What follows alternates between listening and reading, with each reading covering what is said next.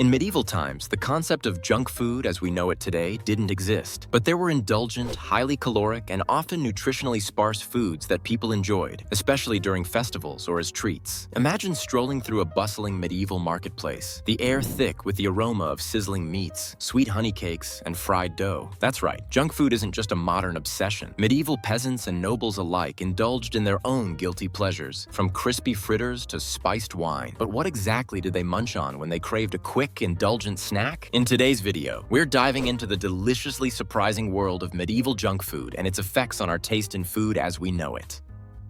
The challenges of junk food in the medieval era. In Weird History, we're taking a look at what junk food was like in the Middle Ages. Before we can talk about junk food, we first need to know the challenges, and we need to define what we mean by junk food in a time before mass production, artificial flavors, and neon-colored candies. Essentially, junk food refers to foods that are high in sugar, fat, and empty calories, but low in essential nutrients. In medieval Europe, this took the form of deep-fried pastries, sugar-laden treats, and overly processed grains. One prime example, fritters. These were deep-fried dough snacks, often sweetened with honey or spiced with expensive imports like cinnamon. Then there was the medieval obsession with candied fruit and marzipan, both of which were packed with sugar, a luxury ingredient at the time. Rich nobles could afford elaborate sugary feasts full of molded confections, while even commoners might occasionally indulge in spiced cakes or roasted nuts covered in honey. If you think modern junk food is bad for your health, medieval treats weren't much better. The biggest culprit? Sugar. While medieval people didn't have candy bars or soda, sugar was still a rising trend, especially among the wealthy. Once it started flowing into Europe from the Middle East due to trade and the Crusades, people went crazy for it. The problem? Dentists weren't really a thing yet, and medieval oral hygiene was, let's just say, questionable. Sugar, combined with a lack of proper dental care, led to rampant tooth decay among the upper classes. Archaeological studies of medieval skeletons have shown that the rich, who consumed more sugary foods, often had worse teeth than the poor. Imagine having a mouthful of cavities with no access to modern dentistry. Yeah, that candied fruit doesn't sound so appealing now, does it? Beyond dental health, diets high in refined grains and sugar could lead to malnutrition. Nobles, who could afford to eat white bread and sweets regularly, sometimes suffered from conditions like scurvy, lack of vitamin C, or gout, a painful form of arthritis associated with overindulgence in rich foods. It turns out, medieval junk food binges had real consequences. Speaking of class, medieval junk food was a status symbol. Today, fast food is often associated with affordability, but in the Middle Ages, indulgent, unhealthy foods were actually reserved for the rich. The poor ate whole grains, vegetables, and whatever protein they could get their hands on, while the nobility dined on sugar-drenched treats, refined white bread, and fatty roasted meats. This meant that medieval junk food wasn't just a health problem, it was a social problem. Overindulgence in processed, unhealthy food was a sign of wealth and power, while peasants were stuck with a clean eating diet by default. Ironically, the modern push for whole, unprocessed foods resembles what commoners ate back then, while medieval lords would probably go wild for today's junk food industry. So, at the end of the day, medieval junk food might not have been exactly the same as today's burgers and fries, but it carried many of the same challenges. Sugar highs, malnutrition, food fraud, and class divides were all part of the equation. If you were a rich noble, your diet might have been as bad as someone living on fast food today, just with fewer preservatives and more risk of dying from a rotten tooth. The next time you're debating whether or not to grab that extra donut, just remember, medieval people had their own version of junk food cravings, and they paid the price. So maybe, just maybe, that whole grain medieval peasant diet wasn't such a bad idea after all. So, what kind of junk food could they possibly have been stuffing themselves with in the medieval era, you might ask? Let's dive into the indulgences of both the rich and the peasants of the medieval period.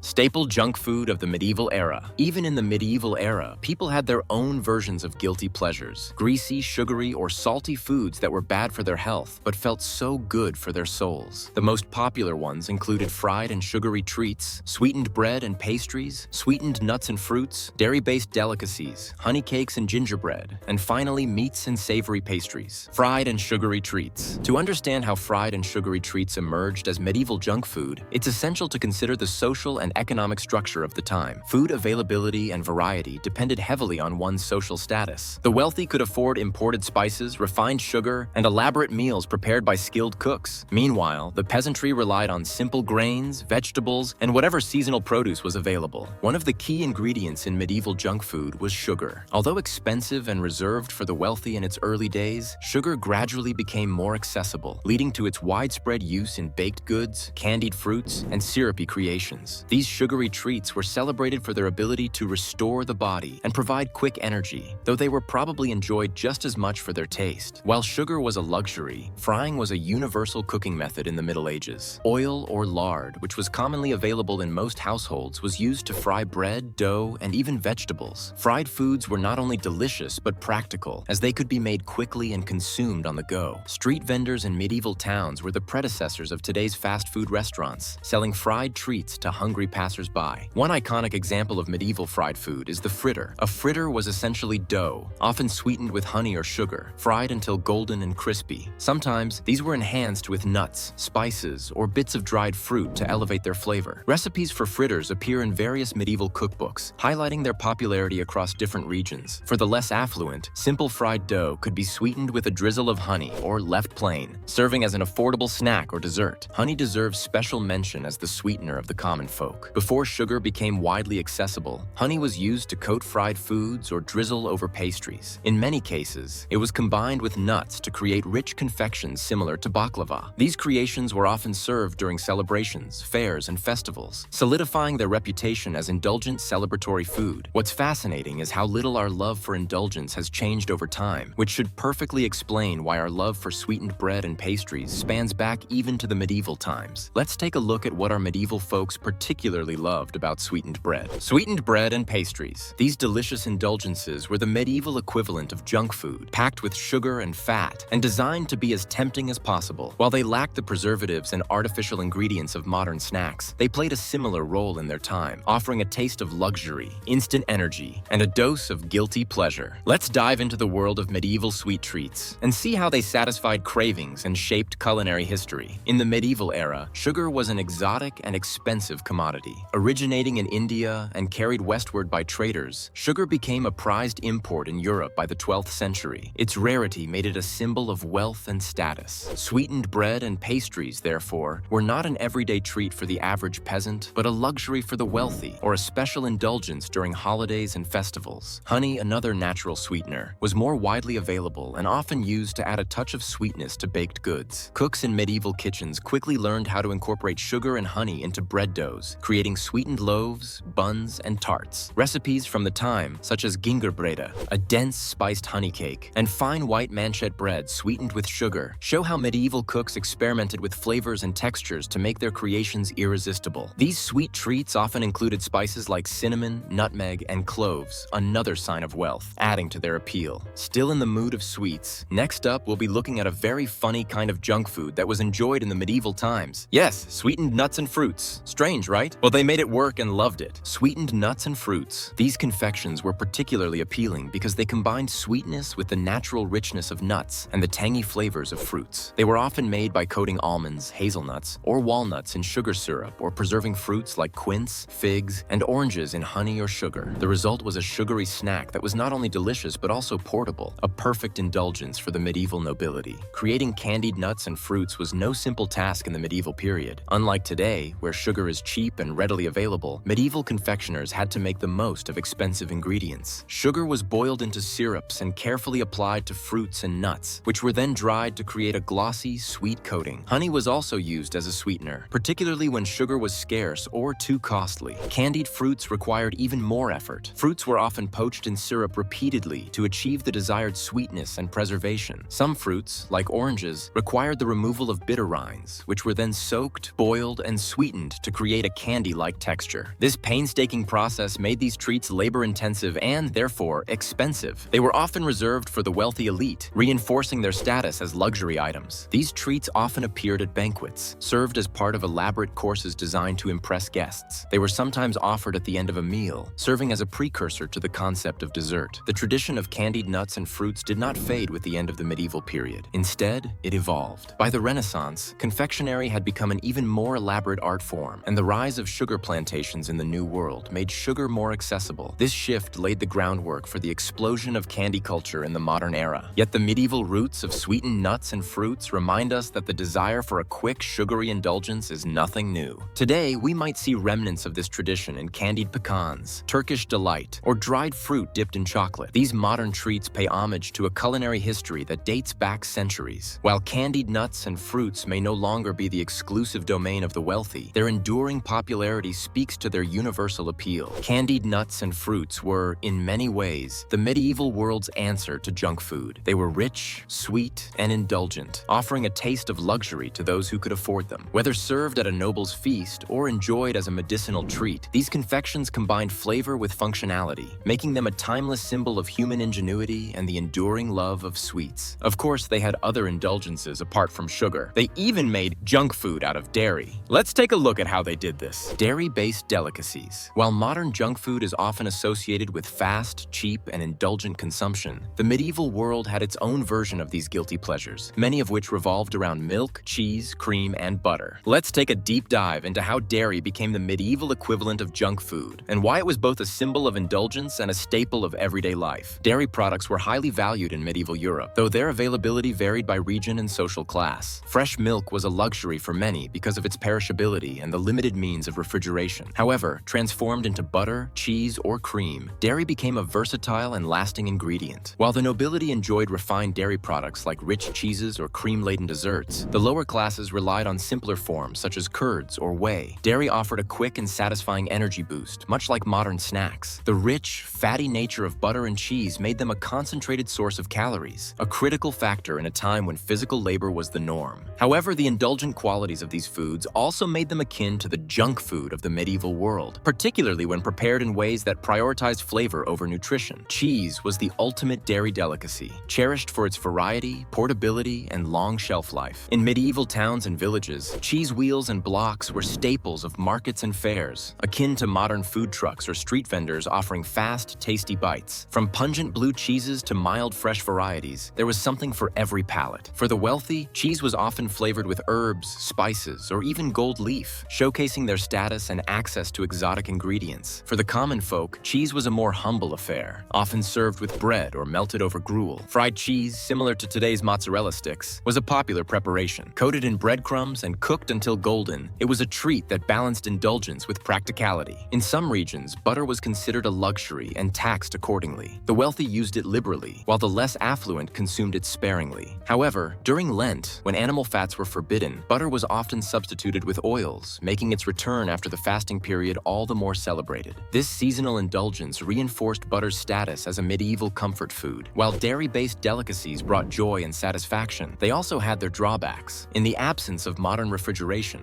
dairy products could spoil quickly, posing significant health risks. Furthermore, overindulgence in rich foods like butter and cheese was sometimes criticized by moralists and clergy who associated gluttony with sin. This critique echoes modern concerns about the health impacts of junk food, showing that the tension between indulgence and restraint is as old as time. Medieval festivals and fairs were the ultimate showcases for dairy-based indulgences. These events brought people together to enjoy food, drink, and merriment, and dairy often took center stage. Large wheels of cheese, buttery pastries, and creamy desserts were served in abundance, providing a temporary escape from the rigors of daily life. These moments of communal indulgence highlight how dairy delicacies transcended social boundaries, uniting people through shared culinary pleasures. Dairy-based delicacies in the Middle Ages were much more than just food. They were expressions of creativity, culture, and class. From the rich custards of royal courts to the humble fried cheese of village fairs, these dairy delights served as the medieval equivalent of junk food, offering indulgence, satisfaction, and a momentary escape from the mundane. While they might not have come in shiny wrappers or been mass-produced, their appeal as comfort food was universal, proving that the love for creamy, cheesy goodness is truly timeless. Now, if you think the love for cake is a 21st century thing, you'd be surprised that even back in the Middle Ages, it was greatly enjoyed. Honey cakes and gingerbread. While modern society reaches for candy bars and donuts, the Middle Ages had their own indulgent treats, with honey cakes and gingerbread reigning supreme. These desserts weren't just delicious. They were a fascinating blend of culinary creativity, cultural significance, and a precursor to today's concept of junk food. To understand honey cakes and gingerbread as medieval indulgences, we first need to explore their origins. Honey cakes trace back to ancient civilizations, particularly the Greeks and Romans, who used honey as a natural sweetener before sugar became widely available. The recipe often included ground nuts, dried fruits, and spices, mixed with flour and baked into dense cakes. In medieval Europe, this tradition evolved as honey remained the primary sweetener, treasured not only for for its flavor, but also for its preservation properties. Gingerbread, on the other hand, likely originated in the Middle East and was brought to Europe via the Crusades. Early versions of gingerbread were made by mixing breadcrumbs with honey and spices such as ginger, cinnamon, and cloves. Over time, the recipes became more sophisticated, with the addition of flour and later sugar as trade networks expanded. By the late medieval period, gingerbread had become a staple treat, enjoyed by everyone from peasants at fairs to nobles in courtly celebrations. In an age before the concept of processed foods, honey cakes and gingerbread were about as close to junk food as it got. These sweet, spiced treats were high in calories and often consumed for pure pleasure rather than sustenance. They were easy to transport, making them popular at markets, fairs, and pilgrimages. Vendors sold these confections alongside other fast medieval foods, like meat pies and roasted nuts, catering to the bustling crowds. Honey cakes and gingerbread were also a treat for the masses. Although spices like ginger and cinnamon were luxury goods, they were used sparingly, and even commoners could occasionally afford a taste. For the wealthier classes, the cakes were often more elaborate, featuring intricate designs or being molded into shapes like animals, flowers, or even religious symbols. In this way, these desserts became not just a snack, but a status symbol and a way to showcase one's wealth and creativity. Interestingly, medieval society often viewed these sweet treats as more than just a guilty pleasure. Honey and spices were believed to have medicinal properties, with honey seen as a cure for ailments like sore throats and ginger as a remedy for digestive issues. Consuming honey cakes or gingerbread, therefore, wasn't merely indulgent, it was sometimes justified as a way to maintain health. This gave these desserts an air of respectability, blurring the line between treat and medicine. Moreover, gingerbread held a unique place in medieval culture. It was often associated with holidays and celebrations, particularly Christmas, and shaped cookies became popular gifts or decorations. In Germany, gingerbread houses emerged as an art form, transforming these spiced treats into edible architecture. The symbolic use of gingerbread and honey cakes elevated them beyond mere food, embedding them deeply in the fabric of medieval life. Although honey cakes and gingerbread might seem quaint and wholesome today, their role in medieval society parallels modern junk food in surprising ways. Both are highly palatable, combining sweetness and spice to create a flavor profile that's hard to resist. They're also relatively low in nutritional value compared to other medieval staples like bread, vegetables, or porridge. For many medieval Europeans, these desserts represented a break from the monotony of everyday fare, which is a chance to indulge in something purely for enjoyment. Additionally, just as modern junk food is often associated with convenience, honey cakes and gingerbread were portable and easy to eat on the go. Their long shelf life made them ideal for traveling merchants, soldiers, and pilgrims. This practicality, combined with their addictive sweetness, ensured their enduring popularity. While honey cakes and gingerbread were undeniably indulgent, their cultural and historical significance extends far beyond their caloric content. These treats represent the ingenuity of medieval bakers, who transformed simple ingredients into something extraordinary. They also offer a glimpse into the social dynamics of the Middle Ages, where food was as much about status and celebration as it was about sustenance. Today, the legacy of these medieval junk foods lives on. Gingerbread remains a holiday staple, while honey cakes continue to delight those seeking a taste of the past. They remind us that the desire for sweet, satisfying snacks is as old as civilization itself, a timeless testament to humanity's love of indulgence. So, the next time you bite into a spiced cookie or a slice of cake dripping with honey, take a moment to appreciate its medieval roots. It won't really be a medieval junk food list without meat on the list, would it? Richer meats and savory pastries. Richer meats and savory pastries, a dynamic duo that served as the medieval equivalent of junk food, rich, indulgent, and an absolute favorite at fairs, taverns, and even royal courts. Let's dive into the history and role of these delectable treats and uncover how they catered to both the common folk and the elite. First, let's talk about richer meats. In medieval Europe, meat was often seen as a luxury reserved for the wealthier classes, but specific cuts and preparations emerged as indulgent treats accessible to many. Think of roasted pork with crispy skin, salted and spiced sausages, or even fatty goose legs grilled over open flames. These meats were the medieval equivalent of greasy fast food, high in fat, packed with flavor, and guaranteed to satisfy even the most ravenous appetite. The preparation of these meats was key to their appeal. Spices like pepper, cinnamon, and nutmeg, imported at great expense from the East, were used to season meats for those who could afford them, creating rich and aromatic dishes. For the less affluent, simpler methods like smoking, salting, and grilling added depth of flavor to otherwise tough or bland cuts. These rich, greasy delights were often sold at fairs, markets, or directly from street vendors, offering a quick and satisfying meal to laborers, travelers, or revelers who needed energy on the go. If today's cheeseburger is the symbol of fast food, then a spiced spiced sausage or a slice of fatty roast meat might well have been its medieval predecessor. Now, let's turn to savory pastries, the real MVPs of medieval comfort food. These were no mere snacks. They were portable meals wrapped in golden, flaky goodness. Pies, tarts, and pasties came in endless varieties, filled with meats, vegetables, or even sweet and savory combinations that tickled the medieval palate. The best part? These pastries were designed for convenience. Their sturdy crusts acted as edible containers, making them easy to carry and eat without the need for utensils. Sounds a lot like the handheld convenience of modern fast food, doesn't it? The popularity of savory pastries was due in part to their versatility. A pie could be filled with whatever ingredients were on hand, from leftover meats to spiced vegetables. In wealthier households, pies were elaborately decorated and filled with exotic ingredients like venison, swan, or eel. For commoners, simpler versions with pork, beef, or cabbage were equally satisfying. Street vendors often sold pies at fairs and marketplaces, catering to those who needed a hearty meal without the time or means to cook. One of the most iconic examples is the medieval pasty, a forerunner to the Cornish pasty we know today. Filled with meat, potatoes, and onions, the pasty was a favorite among workers who needed a portable and filling lunch. Its thick crust doubled as a protective layer, keeping the filling warm and fresh for hours. It's no wonder this medieval snack stood the test of time, evolving into a cultural staple. While today's junk food is often associated with convenience and indulgence, richer meats and savory pastries shared many of the same qualities in the medieval world. They were calorie-dense, flavorful, and easy to consume, making them the perfect choice for anyone seeking a quick energy boost. But unlike modern fast food, which is often criticized for its lack of nutrition, medieval junk food was made from fresh, local ingredients, albeit ones often loaded with fat and salt. Another interesting parallel is how these foods reflected social class. Just as modern junk food is enjoyed by people of all backgrounds but takes on different forms depending on the setting, medieval indulgences varied widely. A nobleman's feast might feature elaborately spiced roast meats and ornately shaped pies, while a commoner's treat might be a simple pork pie or a slice of roasted mutton. The shared love for rich, flavorful foods transcended class, making them a unifying feature of medieval dining culture. The legacy of medieval junk food is still visible today. From the meat-filled hand pies of medieval fairs to the rich roasts served in royal halls, the flavors and convenience of these dishes have inspired countless modern recipes. Savory pastries remain a beloved comfort food, from Cornish pasties to empanadas, while our love for indulgent meats lives on in everything from burgers to barbecue. Have you wondered how some of these ancient junk foods seem to sound like the junk we have today? You'd be surprised that the inspiration for some of modern-day junk food was gotten from the Middle Ages. Modern connections to medieval junk food. See, we like to think of the Middle Ages as this era of long, drawn-out feasts, with kings feasting on boars' heads and peasants gnawing on stale bread. But in reality, people back then loved their quick, greasy, and convenient snacks just as much as we do. Think of it as the medieval version of fast food. Take meat pies, for example. These bad boys were everywhere in medieval Europe. They were the perfect on-the-go meal. Flaky crust, savory filling, and no utensils required. Sound familiar? That's because they're basically the ancestor of modern-day Hot Pockets and empanadas. Then you had fried dough treats, like funnel cakes and donuts, which were cooked in hot oil and covered in sugar or honey, which was medieval fair food that's still a staple at carnivals today. And let's talk about street food. Medieval cities had vendors selling grilled meats, pancakes, and even fried fish, just like today's food trucks. Even cheese and bread combos, aka medieval grilled cheese, was common. The point is, medieval junk food was all about convenience, affordability, and, let's be honest, being downright delicious. So next time you bite into a greasy burger or grab a deep-fried snack, just know you're participating in a tradition that's been around for centuries. Fast food? More like timeless food. There you have it. Medieval junk food was just as wild, greasy, and deliciously questionable as anything you'd find at a modern fairground. From deep-fried pastries dripping with honey to sizzling meat skewers sold on the street, people in the Middle Ages knew how to satisfy their cravings. Sure, they didn't have flamin' hot Cheetos or triple-stacked burgers, but they had plenty of cheap, high-calorie snacks that kept the peasants full and the nobles indulged. It's crazy to think that even hundreds of years ago, people were already inventing ways to turn simple ingredients into addictive treats, whether it was spiced wafers, meat pies, or sugar-coated almonds. And let's be real, some of this stuff, we'd totally eat it today.